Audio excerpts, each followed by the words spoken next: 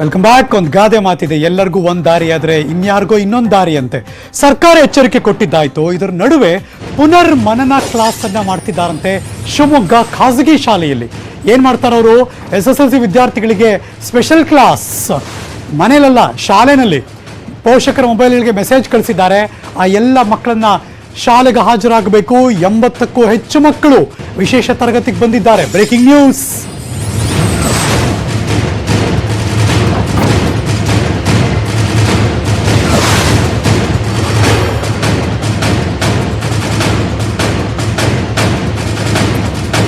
ನನ್ನ ಪ್ರಕಾರ ಸರಿಯಾಗಿ ಬಿಸಿ ಮುಟ್ಟಿಸ್ಬೇಕು ಈ ಖಾಸಗಿ ಶಾಲೆಯವ್ರಿಗೆ.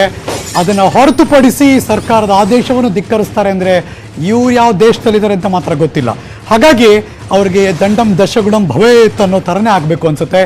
ಎಲ್ಲವನ್ನ ಹೊರತುಪಡಿಸಿ ಆದೇಶ ಇದ್ರೂ ಕೂಡ, dear parents, 10th standard revision ಇದೆ, ನೀವು ಬರಬೇಕು ಇಂಥ ತಾರೀಕು ಅಂತೆಲ್ಲ ಒಂದು ಮೆಸೇಜ್ ಕಳಿಸ್ತಾರೆ. ಕನ್ನಡ ಮತ್ತು ಇಂಗ್ಲೀಷ್ ಎರಡು ಭಾಷೆಯಲ್ಲಿ ಕೂಡ ಇದೆ. Classes begins from 10/6/2020 Wednesday. All student must attend. Baba must attend ಅಂದರೆ ಕಡ್ಡಾಯವಾಗಿ ಬರಲೇಬೇಕು ಅಂತ ಈ ಕ್ಲಾಸಸ್ ಕರೆದಿದ್ದಾರೆ. ಪರೀಕ್ಷೆ ಬರೆಯೋದಕ್ಕೆ ಪೇರೆಂಟ್ಸ್ ಕಳ್ಸೋಕ್ಕೆ ಇಷ್ಟು ಯೋಚನೆ ಮಾಡ್ತಿರೋರು ಹೆಂಗೆ ಕಳಿಸ್ಬಿಟ್ರು ಶಿವಮೊಗ್ಗದಲ್ಲಿ ಅಂತ ಮಾತ್ರ ಗೊತ್ತಾಗ್ಲಿಲ್ವಲ್ಲ. ಒಬ್ಬರಾರು ಕಂಪ್ಲೇಂಟ್ ಮಾಡಬೇಕಲ್ಲ, ಆಮೇಲೆ ಬಂತು ಮೆಸೇಜ್ ಅಲ್ಲಿಂದ. ಸೊ ಹಾಗಾಗಿ ಇದು ನೀವು ನೋಡ್ತಿರುವಂಥ ಬೆಳವಣಿಗೆ. SSLC ವಿದ್ಯಾರ್ಥಿಗಳನ್ನ ಶಾಲೆ ಕರೆಸ್ಕೊಂಡು ಅವ್ರುಗಳಿಗೆ ಸ್ಪೆಷಲ್ ಕ್ಲಾಸ್ ಮಾಡ್ತಿದ್ದಾರೆ. ಹಾಗಾಗಿ ಈ ಶಾಲೆ ಮೇಲೆ ದಿಢೀರಂತ ಭೇಟಿ ಕೊಟ್ಟರು, ಶಿಕ್ಷಕರ ತರಾಟೆ ತೆಗೆದುಕೊಂಡ್ರು BEO. ಶಾಲೆ ನಡೆಸಿರೋ ಬಗ್ಗೆ ಶಿಕ್ಷಣ ಸಂಸ್ಥೆಗೆ ಈಗ ನೋಟಿಸ್ ಜಾರಿ ಮಾಡಲಾಗಿದೆ.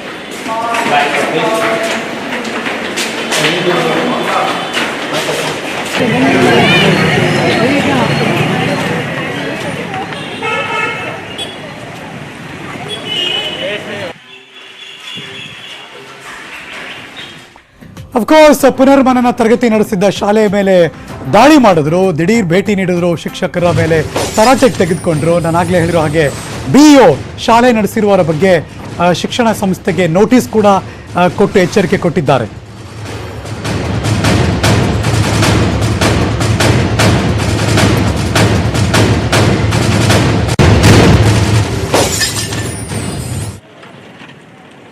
BEO ಸಾಹೇಬ್ರು ಈ ಶಾಲೆ ಈ ಥರ ಮಕ್ಕಳನ್ನ ಕರೆಸಿ ಮಾಡ್ತಿದ್ದಾರೆ ಅಂತ ಗೊತ್ತಾಯಿತು. ಸರಿಯಾಗಿ ಬರೀ ಎಚ್ಚರಿಕೆ ಅಲ್ಲ, ಒಂದು ಸರಿಯಾಗಿ ಖಡಕ್ಕಾಗಿ ಒಂದು ಆದೇಶ ಕೊಡಬೇಕಾಗಿತ್ತು ಆ ಜಾಗದಲ್ಲಿ ನಿಂತ್ಕೊಂಡು BEO ಸಾಹೇಬರು. ಒಟ್ಟಿನಲ್ಲಿ ಇಲ್ಲಿ ಪೇರೆಂಟ್ಸ್ ಎಲ್ಲ ಮಾತಾಡಿಸಿ ಕೊನೆಗೆ ಶಿಕ್ಷಣ ಸಂಸ್ಥೆಗೆ ನೋಟಿಸ್, ಎಚ್ಚರಿಕೆ ಏನು ಮತ್ತು ನೋಟಿಸೇ ಕೊಡಬೇಕು. ಏನು ಚಿಕ್ಕ ಮಕ್ಕಳ ಸರ್ಕಾರದ ಆದೇಶ ಕೈಲಿದ್ದ ಮೇಲೆ ಗೊತ್ತಾಗಲ್ವಾ? ಗೊತ್ತಿಲ್ಲಪ್ಪ. ಮಕ್ಕಳು ಪೇರೆಂಟ್ಸ್